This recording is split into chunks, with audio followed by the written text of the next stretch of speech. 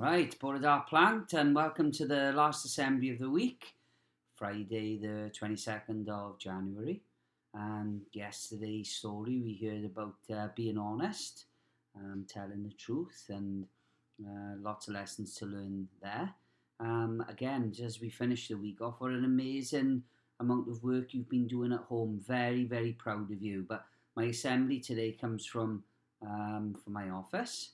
See some of my nice pictures behind me, all my files and things like that. So we're getting to the end of the week. I think the weather's forecast not too bad for the weekend, so we might be able to get out without getting wet, as long as you keep safe, but get some exercise and enjoy. But as I said, very, very proud of the effort. I'm just looking at my other computer in front of me, just behind the camera here, and seeing some of the pictures of work that's been sent in to your teachers, because I get to see all of that as well. They send it to me. So well done to all of you, and well done for those of you keeping safe. And this morning's assembly is about anger, and it's a story about a little boy who learns to control his own anger, but also helps somebody new to the school. And being stuck in the house these days because we can't go out as many places as we'd like to,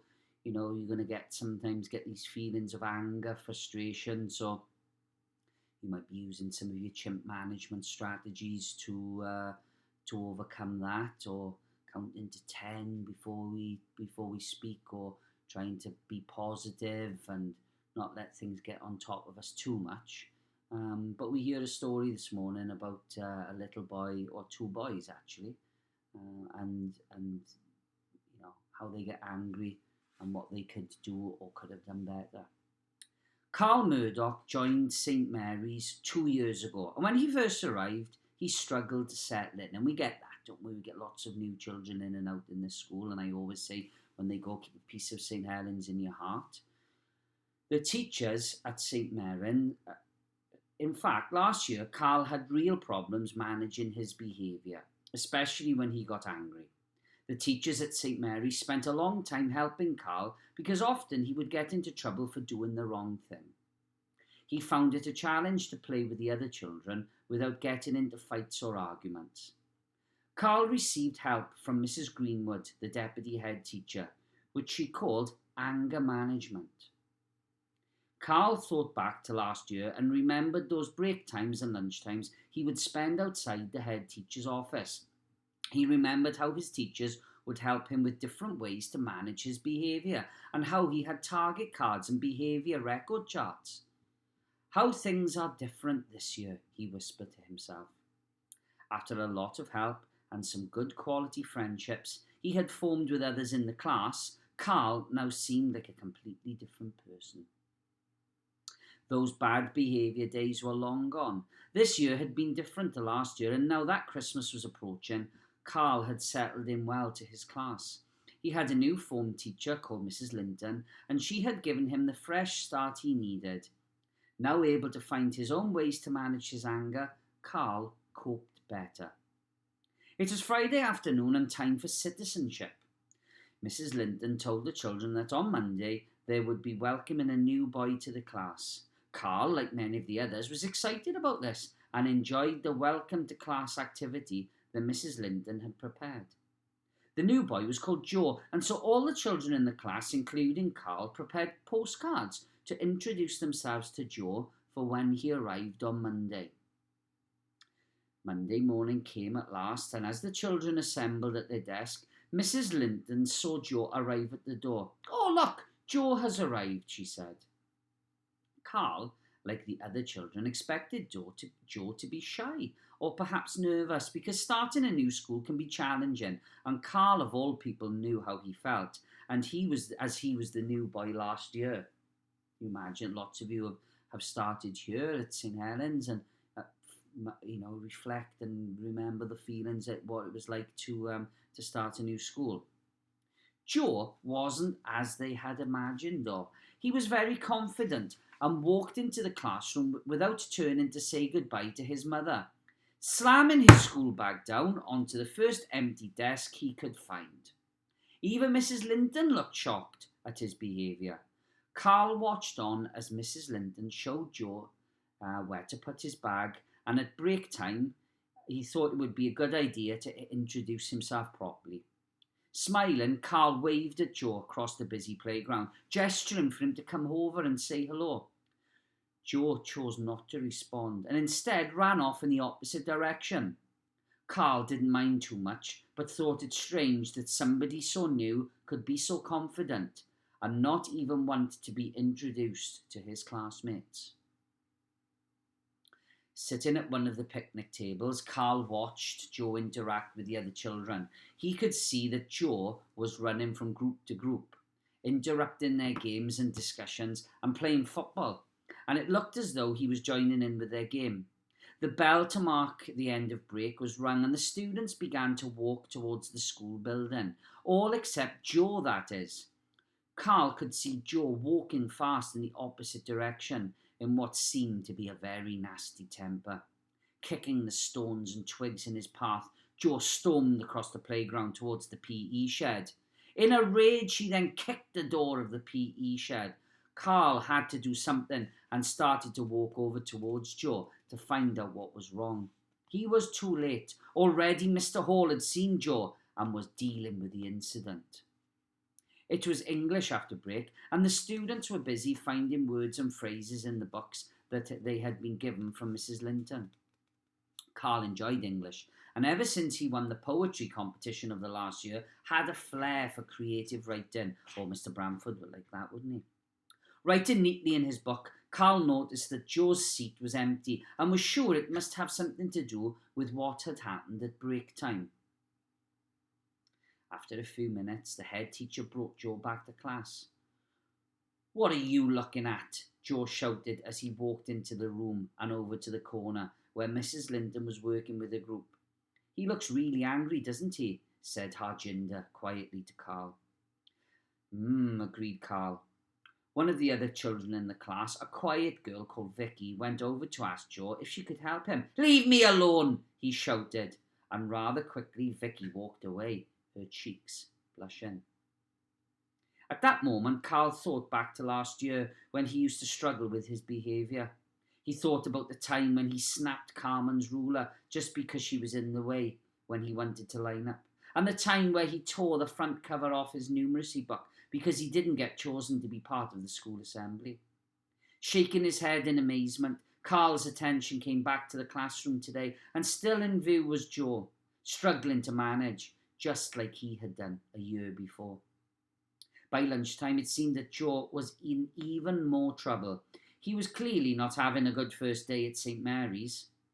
In the line for dinner, Carl had to say something. "I know what it feels like, you know," said Carl, taking his knife and fork from the tray. Joe looked back at Carl with interest. "Ask anyone. They'll tell you. They'll tell you what I was like this time last year," he added. "I know what it's like to feel like you are about to explode, that your heart is beating fast and that everyone and everything is just too much to handle. I know the feeling of having sweaty palms and to be short of breath because you were so angry it hurts. I know what it's like to want to kick and punch everything in sight," he explained. Joe listened carefully and from what Carl was saying, realised that Carl knew exactly how he was feeling. Both boys sat down at the dining table and talked some more. Once they were outside in the playground, Joe and Carl continued to discuss ways in which they could help control their anger, starting to feel comfortable with Carl, and told him how difficult it was for him. "In the past, I've become so angry that I even hurt my pets. I've broken my mum's ornaments and I've even shredded my sister's best birthday cards. I just can't help myself sometimes," admitted Joe. "And then afterwards you feel guilty and upset, right?" said Carl. "Yes, I do," replied Joe. After speaking some more, Joe became a little more relaxed and was pleased to have Carl as a friend, as someone to speak to who could understand him and his behaviour. The following day, the class were taught by a cover teacher, supply teacher, as Mrs. Linton was away on a course. So far, the day had been better than yesterday for Joe, and already it was nearly lunchtime without any problems occurring. Okay, class, I need 3 helpers to help me take the equipment back to the science cupboard, said the teacher. Raising his hand eagerly, Joe offered to help, but wasn't chosen. That's not fair, shouted Joe. Why didn't you pick me? You're so unfair. Feeling himself becoming even more enraged, he picked up a pile of books and threw them to the floor. About to leave his seat and cause more disruption, Joe saw Carl from the corner of his eye. Carl shook his head and mouthed the words, "No, don't, Joe." Carl walked over to where Joe was sitting and whispered to him, "Remember what we talked about yesterday. Count to 10, take deep breaths and think of somewhere calm and peaceful." And so Joe did. He closed his eyes and counted to 10, breathing slowly and thinking about a boat on the ocean in the sunshine. Bending down to help clear up the books that had been thrown, Carl could see that Joe had calmed himself down. Carl could see that Joe was walking towards the teacher and was worried if there was going to be a further outburst. "I'm sorry, miss," said Joe. "I'm sorry I lost my temper. It won't happen again." "Apology accepted, Joe," she said. Later that day, the class had PE. Carl couldn't take part as he had an ankle injury, so instead sat on the bench watching. The other children, including Joe, were pleased to be having races against one another. Carl noticed Joe was a sprinter, and having won 2 races in a row, he looked happy with himself. Next was the distance race, and Carl could see that Joe wasn't as good. The teacher started the race, and away they went. Joe got off to a good start, but then the other children started to overtake him. And not very long at all, Joe found himself at the back of the race in last place. The race ended, and as Carl anticipated, Joe was angry. He watched as Joe's fists clenched together and his face became enraged and red. Getting up from the bench, Carl started to walk over towards Joe, thinking he would have to help calm him down. Fortunately, he didn't need to. Instead, he stood and watched as Joe calmed down for himself. He could see that Joe was counting to 10, looking up to the sky and taking deep breaths as his pacing slowly returned to a gentle walk, joining the group again when he felt more in control. The following day, Mrs. Lenton was back in school and assembled the class for circle time. "Today's lesson is about being proud," she said. "I'd like you to each think about something that you are proud of." It was Joe's turn. "I'm proud of Carl, miss," he said quietly. "I'm proud of him because he helped me deal with my anger. He knows what it feels like, and I'm proud of him because he gave me some ways to help me calm down." Mrs. Linton was very pleased with Joe's response, and she too agreed that Carl had been very helpful. Next, it was Carl's turn to contribute. "I am also proud of Joe. I know he finds managing his behaviour difficult, but each day this week he has tried his best. I gave him some advice and he has tried his best to follow it," said Carl. This led the class to discuss all the things we can do to help us control our anger. Mrs. Linton was pleased with the class's contributions, and Joe and Carl continued to be good friends, helping one another deal with their anger positively.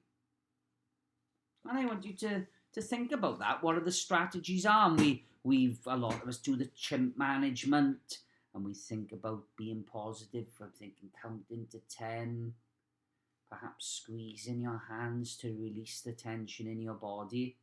Another one is to sit on a seat and pull up on the handles of either the underneath of the chair or the thing there. Sometimes it's have something in your hands just to distract yourself.